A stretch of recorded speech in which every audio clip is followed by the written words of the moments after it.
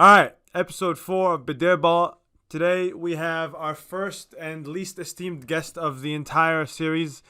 We have Mr. Malte, who is basically the Liga resident expert on Twitter, the guy who basically makes all the Liga opinions, and the man who convinced us that Ruben Diaz was a terrible defender based on one clip against Lyon. Today we're going to talk about Tuchel and his new hiring at Chelsea.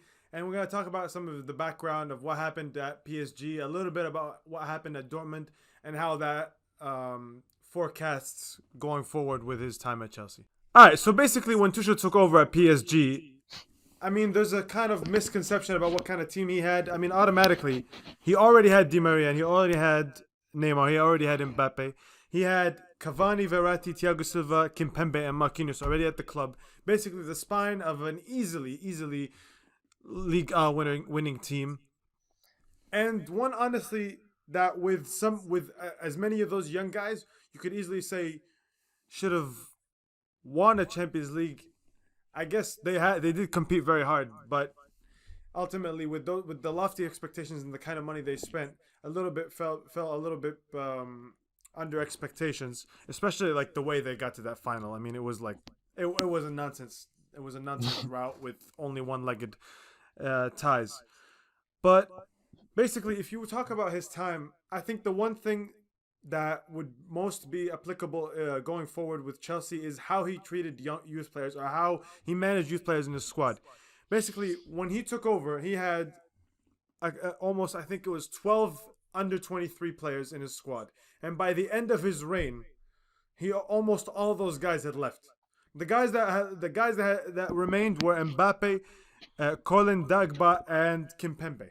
Kimpembe, who by the way had already started 24 games previously.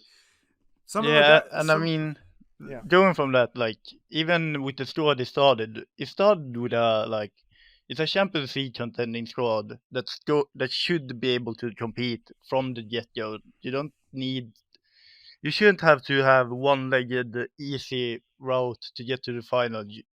That's a like fuck. Like that squad is easily like a Champions League semi-final quality squad, and like, sure he won every title, but like, dude, Neymar plus Mbappe alone is like 400 mil. Yeah, The entire league in the past decade hasn't spent that much money combined, dude. It's like, and if you look at some of the youth guys that, as I mentioned, some of the guys that left, you look at guys like Lo Celso. Before I start, I'm not even gonna say. I fucking hate. No, but listen. Before I even start, I'm not gonna pretend like all these guys are brilliant. All these guys are world beaters or starters, or whatever. But at the very least, they were all young, and a huge majority of them would be better than the old guys they replaced them with. So let's talk about it. Yeah, and even then, like, it doesn't have to be necessarily better, but like, there's still good squad depth. If you look at guys like Bernard, I can't butcher every name. Apology in your head, but like Bernard and Kunku, Diaby, Adzi, even Auchiche, these are all guys that was maybe not amazing. They would still make really good squad players for a team that has next to no depth whatsoever outside of the like really good 11. For me, that's where they come short every year in the Champions League, etc. It's not just the injuries; it's just they don't have any good players to replace when someone gets injured or someone needs to rest. Yeah, and if you look at some of the guys in the key positions too, like you mentioned in Kunku, like every single year, and all the Tuchel apologists will come and tell you, "Oh, but look at the team; it's not balanced. Look at the midfield, this and that." Well, you had a guy who immediately went on and actually you played against in the damn Champions League semifinal, like the year after.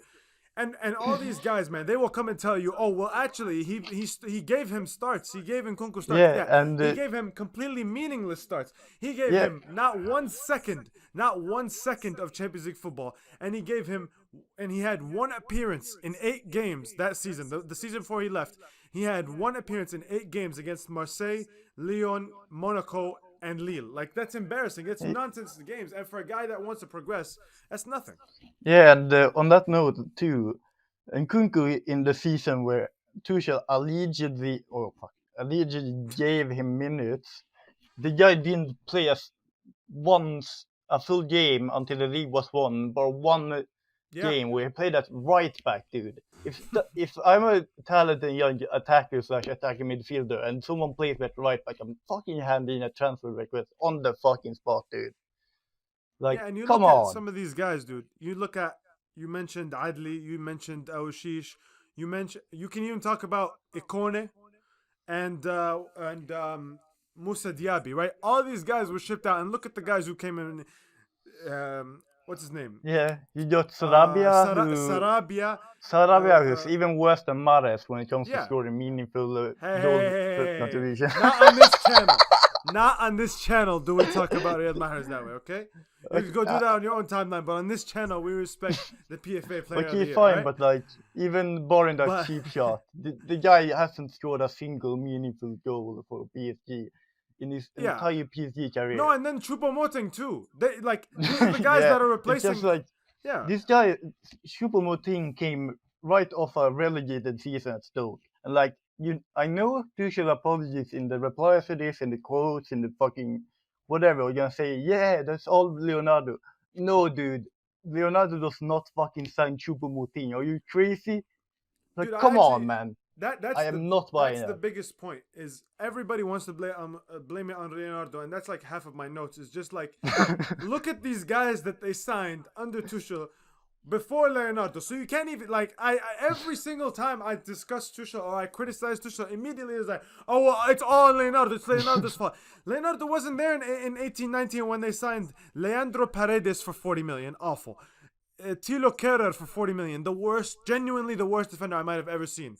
Right? Yeah, like, Terror is, I know Liga is fucking woeful in quality, and like, Kehrer is by far the fucking worst defender. He's so bad. Even the worst player in the league, dude. I can't think of a more utterly awful. The guy can't do anything right. He's short. No, he's so bad. The Champions League final. The Champions League final. The guy is.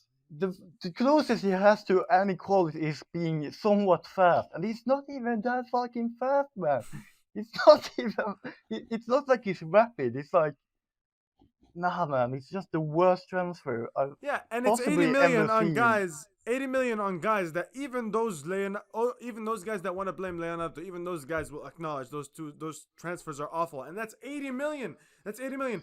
And the fall, I didn't even count the year after. I mean, I didn't count 2020 and 2021 just because that year, like this past summer, I mean, their financial like dealing was so bad. Their finances are this awful because of those signings, man. That's it's true, like the only reason people only use Mbappe and Neymar for the reason they can't sign, and just like, that's fair. I mean, that's a big reason. Those guys are but they still spend 40 million on Kevin, 40 million on Paredes, like 60 million whatever on Icardi. He's the worst striker in the league. Yeah, dude, 300 million on Mbappe and in Neymar is 100% worth it. You lose nothing with those guys. For sure. But 80 million on Leandro Paredes and Kehrer, and then you spend 32 million on Abdou Diallo, 30 million on Idrissa Gueye, 18 million on Sarabia. Like, those are the signings that I mean, debilitate you, because I like Gueye. He's been a solid player for very long, but he's a good player. But like, in terms of 30 million, yeah, but right now he's old. He's past it. He can't play a full season.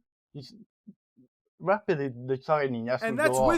And that's with them knowing the things. Yeah, that I mean, they know damn well he's like, I don't know, like 33, something like that. And not just that, the more important part is Verratti's always injured, and they already knew that. So they can't, it was your duty to get a replacement, or better yet, just keep the young stud that you developed in Nkunku. Like, if Nkunku was there, how many of these issues, or these midfield issues that Tuchel apologists want to talk about, how many of those are gone? If Nkunku and Diaby and all these guys, if those guys remain, how many of them? And people want to tell me FFP this, FFP that. Man, if you want to, I talked about this the same with the Juve fans. If you're going to tell me about capital gains when it's 10 million here and 10 million there, like, that's fucking ridiculous, man. Yeah. You're telling me you can't make You can't make any money off of the selling the scrubs you have in the squad. That's ridiculous. It's unacceptable. I'm sorry. Yeah, and You're not even making that much money off these guys. yeah, exactly. Like most of the good youth left for free, even like Kwasi. I Yeah. mean, that's not entirely his fault. He didn't want to renew, but like, if you're the manager, you need to sell a prospect or like a vision where youth players want to play. Even when he played, like he sees everyone around him warming bench, leading. And by the way, about the Kouassi thing, you say yeah, it's true. He didn't want to resign, but there's also like, first of all, with you not resigning Thiago Silva, you have to do everything in your power Yeah, to keep that guy. If he's your special center back, you have to do everything in your power to keep that guy. And why would he trust the club when every single summer he sees more and more center backs coming in? yeah. I mean, And awful center backs at that. yeah, and like he's seen. Like Pembele is young, he's only now starting to play, and that's under Yeah. Pochettino even. So that's funny how Pochettino comes in and he immediately starts playing. But like you have all those good young centre backs, and you keep signing these fucking bombs, dude. You keep signing Kere, you keep signing Abdou Diallo. It's just like, what the message does that send out? And not just that, you know what it is? When he, like in terms of development, people are always gonna point to Kimpembe, who was 21 when when Tuchel took over, and like Kimpembe had already started Yeah, Kimpembe was like 24 already games. way on Yeah, the even yeah, far before Tuchel came. He was like, he you was on the can't radar at you least. can't physically not start playing that guy when you consider the Yeah, center when back. he's Yeah. that good. Yeah. Yeah, I mean the guy is fucking amazing. And then you get so there's all the recruitment stuff, the way he deals with youngsters. I mean, there's just the myth making about how he develops youth is incredible. Yeah, I Like mean people will, I've spoken with you about this before, but like the biggest example for me is not Kimpembe, it's Dembele, who has played yeah, one fucking season at yeah. Dortmund, dude. He played one season. The guy was amazing And going people into talk it, about dude. it. No, listen, and you know what it is? I'm not even gonna lie. In my head, before I had even like researched this or like in my head, if you asked me how many years Ousmane Dembele played at Dortmund, I would have like said 2 or 3. I'm not even gonna lie. Then you go and look at it. He played for 1 year, so he came from and having already been good, continued being good at Dortmund, and then just left. And then there's the whole other side of Tuchel. Like there's the part that usually gets him fired more than on the football on the football results, all that kind of stuff. Which, by the way, the results aren't that great. He lost he lost as many games in all his seasons, including this one, which he got sacked less than halfway through. He lost as many games or more in all his seasons as Emery did in his last season, the one that got him Yeah, sacked. and he So got just to worse put it in points. context, I mean, it's a bullshit yeah, stat, but he got worse points per game than Emery and Blanc, who got sacked for also being yeah. racist. And the other one got sacked because he's Unai Emery. Yeah, Yeah, I mean, but it's just like, come on, to man. put it into perspective, he didn't do that amazing. Yeah, yeah. Yeah, and I mean, Blanc didn't even have Neymar or Mbappe on his side either. So I mean, That's true. And he did, and Tuchel already has 4 losses this season. Like yeah, and so, like by has PSG 4 losses, I standards, guess. full. I mean, Four looking at losses it, is four as much losses. as they're supposed to get in a season. Yeah. Yeah, I mean, 4 losses is nothing if you look at it like normally. But when you have Mbappe and Neymar in the same team in Ligue 1, that's just disgraceful, bro. Yeah. Nah. So the other part of his thing the other issue that comes with him is the how he deals with the management and the players and all that kind of stuff. And it generally just seems that by about 1.5 to 2 years, everybody hates him at the club. The management hates him. He's always bitching about signings. Players hate him because he's just an asshole. I mean, even now, all this kind of stuff is came out of Dortmund. Oh, some guys are saying, oh, he never even wanted to be there. He always had problems with Dortmund, which honestly I kind of find hard to believe just because Yeah, I of mean, how easy it seems to deal with those guys. yeah, I mean, Dortmund just seems like just play the games. You don't have to win. Just play some They youth don't guys. even do. They don't judge you harshly on results. They just sign. They just seem want you to like play nice people, some man. random 16-year-olds, man. That's Yeah. all they want to do. They just want to make their money from signing. Just like Yeah. all Tuchel would have to do would be feel some youth players and ship them off. That's all you have to do for Dortmund to be happy, man. and he still pissed them off so goddamn much that they fired him. It was like, I can only, and I mean, look, plenty of people disagree with Al Khalifi in PSG, but like but like Dortmund is like how it doesn't seem that hard to deal with those guys. How are you pissing those guys off? It's Yeah. just like everywhere he's gone, he's pissed the people off so much in the set. Maybe not Mainz, but like, come on, that doesn't even count, dude. That's just like Mainz is low pressure and nobody's gonna talk shit about you anyway. Just be mid-table, just win the occasional game, and it's just like it's no pressure whatsoever as long as you don't get relegated. But the thing with the PSG thing is he had problems with both sporting directors. He had a problem with Angelo Enrique, who was the predecessor to Leonardo, and then he had with problems with Leonardo himself.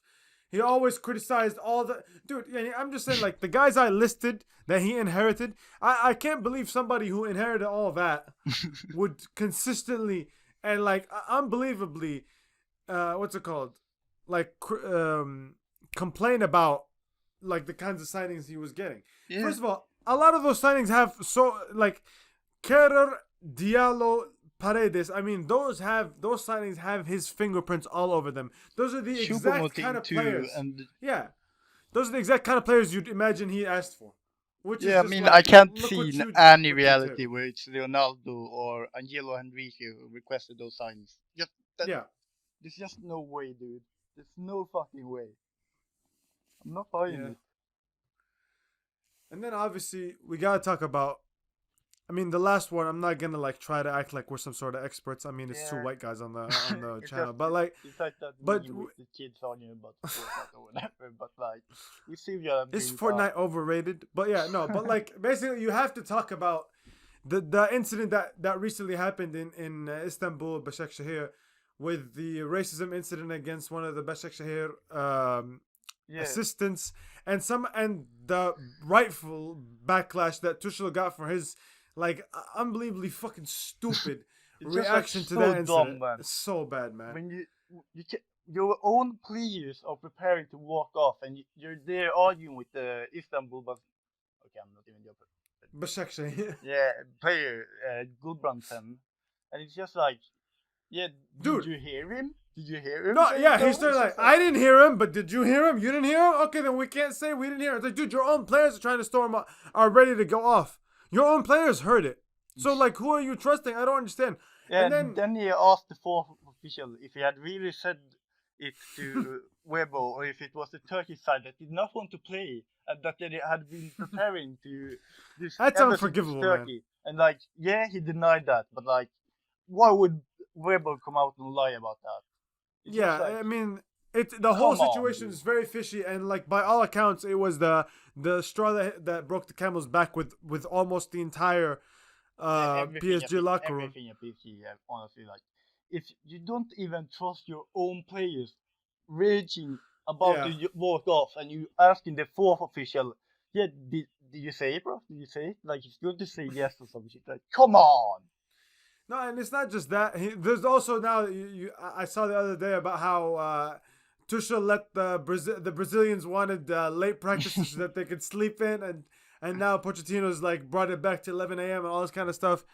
Yeah. I mean, look, I'm not against player empowerment. I get it. Look, if Neymar and Mbappe and Marquinhos and those guys say, hey, we want 3 p.m. practice, you do 3 p.m. practice.